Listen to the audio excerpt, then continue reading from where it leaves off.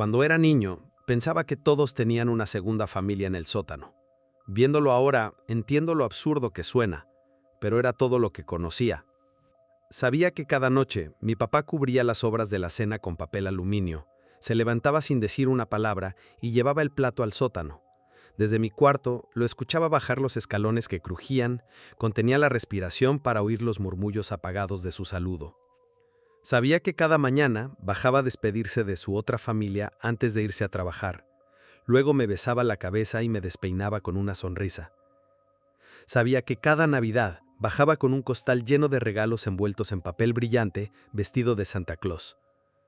Sabía que mi papá tenía una segunda familia en el sótano, y era tan normal para mí que pensé que todos los papás hacían lo mismo. Nunca olvidaré la primera vez que le pregunté a mi mamá sobre ellos. Yo era pequeño, quizá de 5 años, cuando por fin encontré las palabras. Mami, ¿por qué no puedo jugar con las personas del sótano? Mi mamá era la encarnación misma de la energía frenética, como una máquina de movimiento perpetuo, siempre limpiando, caminando, revolviendo alguna olla, siempre con un cigarro encendido entre sus dedos amarillentos. Nunca olvidaré que al hacerle esa pregunta por primera vez, se detuvo.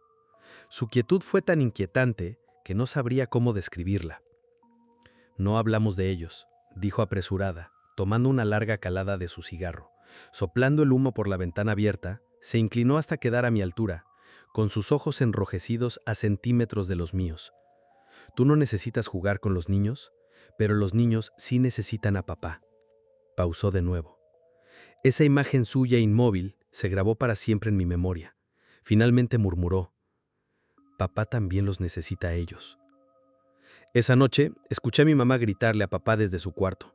Me sorprendió que no supieran que yo ya sabía, pero más que eso, me asustó saber que no querían que supiera. Y sobre todo, que no querían que se lo contara a nadie en la escuela, ni a nadie en general. Desde esa noche, todo cambió. Mi papá solo bajaba la comida después de que yo me iba a dormir. Dejó de visitarlos por las mañanas. Y mi mamá también empezó a actuar diferente.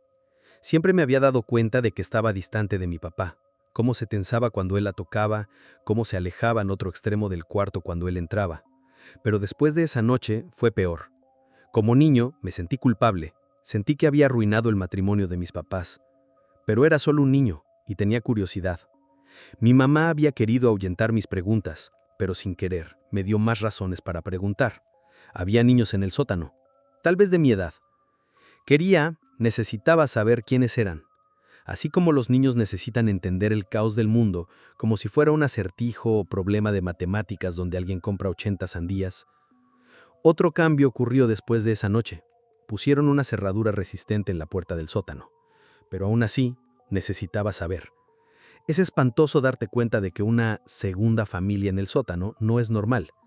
Y más espantoso aún es no saber quiénes son ni por qué están ahí. A los 7 años decidí descubrirlo. Solo podía investigar cuando se daban 3 condiciones.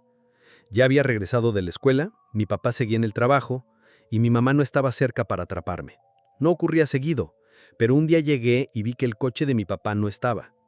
Mi mamá, exhausta de tanto trajín, dormía la siesta. Me quité los zapatos y me acerqué sigilosamente a la puerta del sótano, en calcetas, y toqué la puerta. Fue un golpe suave, para no despertar a mi mamá, pero fue un golpe al fin.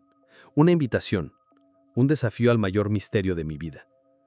Me sobresalté cuando escuché un golpecito de vuelta, casi inmediato, como si la persona del otro lado hubiera estado esperando. Me quedé congelado, pero sabía que no podía perder tiempo.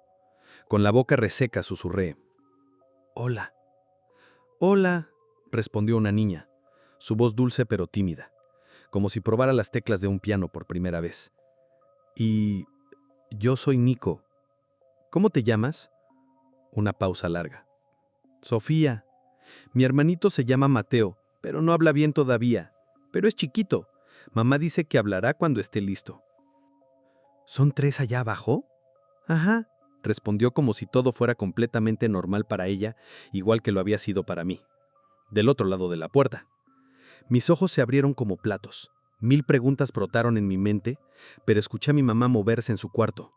Corrí al falín directo a mi sala de juegos. Movía los juguetes con las manos, pero la cabeza se me llenaba de preguntas como maleza. Y como las malezas, no se iban. Las preguntas echaban raíces por todo mi cuerpo. El miedo se instaló en el estómago. ¿Y si no conocía realmente a mi papá? ¿Y si no conocía a mi propia familia? Si él era el papá de Sofía también, entonces ¿qué era yo? ¿Qué era mi familia? ¿Y por qué ella no podía salir del sótano?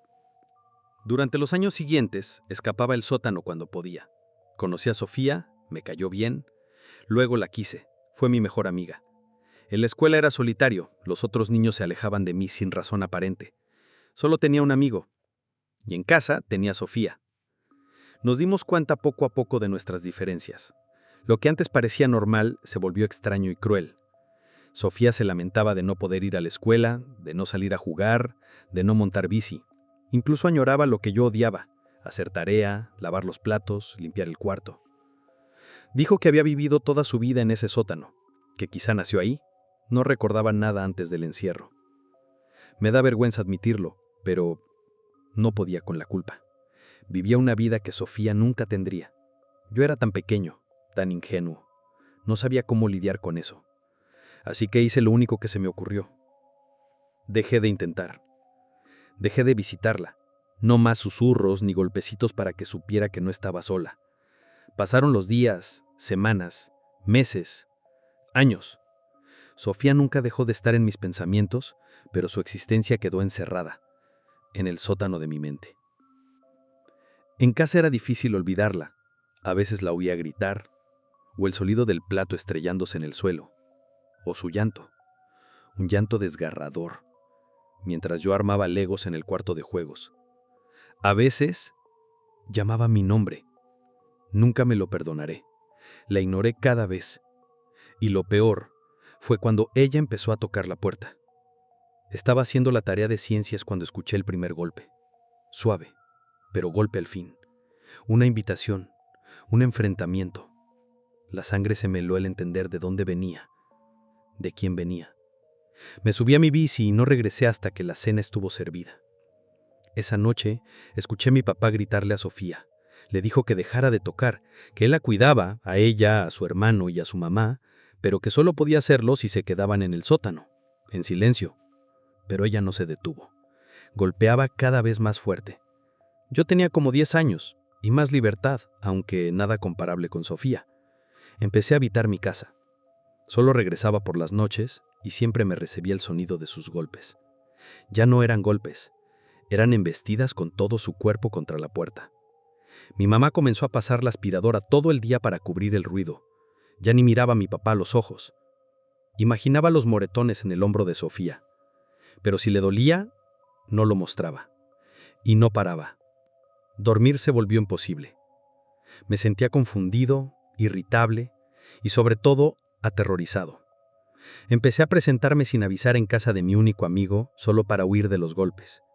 A sus papás no les agradaba y nuestra amistad se rompió con una pelea. Le di un puñetazo y él me respondió con palabras que me destruyeron. Mi mamá dice que tú eres un bastardo, que tu mamá es una puta. Tuve que buscar esas palabras en el diccionario cuando llegué a casa.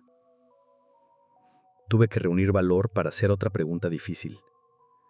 Mamá, ¿soy bastardo? Vi a mi mamá detenerse otra vez. Vi cómo se le apagaba lo poco de luz que le quedaba. Vi cómo salió de la sala mientras yo lloraba en silencio, escuchando los golpes de Sofía como si me llamaran directamente. Pero regresó. Traía un recorte de periódico viejo entre las manos. Me lo sostuvo contra el pecho mientras por fin me contó la verdad. Me habló entre sollozos de la antigua familia de mi papá, de un error terrible, de una mujer rota, de 3 vidas perdidas, de que Sofía estaba muerta, Mateo también, que su mamá les había hecho eso y luego a ella misma, que mi papá los encontró cuando regresó del trabajo, que los enterraron, pero que un día regresaron, como si nada, y mis papás no supieron qué hacer, más que darles una vida lo más normal posible. Pero, ¿por qué tienen que quedarse en el sótano? Lo supe esa misma noche, cuando mi papá regresó del trabajo y abrió la puerta. Sofía salió de las sombras, y me estremecí al verla por primera vez. Tenía un agujero en la frente donde debía estar su ojo. Mateo era pequeño, pero su mandíbula destrozada explicaba por qué no podía hablar. Tuve miedo al principio, pero me armé de valor y tomé a Sofiable la mano. Jugamos por primera vez. Compartí mis juguetes. Reímos. No conocí a su mamá ese día, pero la conocería años después. Desde entonces perdaron de ser la segunda familia de mi papá. Éramos una sola familia. Ya no vivo en esa casa. Soy adulto ahora. Agradezco la libertad y las oportunidades que tengo. Sé que mi familia no es normal, incluso horrible en muchas formas, pero es lo único que conocí. Y los amo, a todos. Todavía los visito cuando puedo. Cumpleaños, Navidad, vacaciones. Y cada vez que lo hago, me detengo un momento, toco la puerta de enfrente. Y es Sofía quien la abre.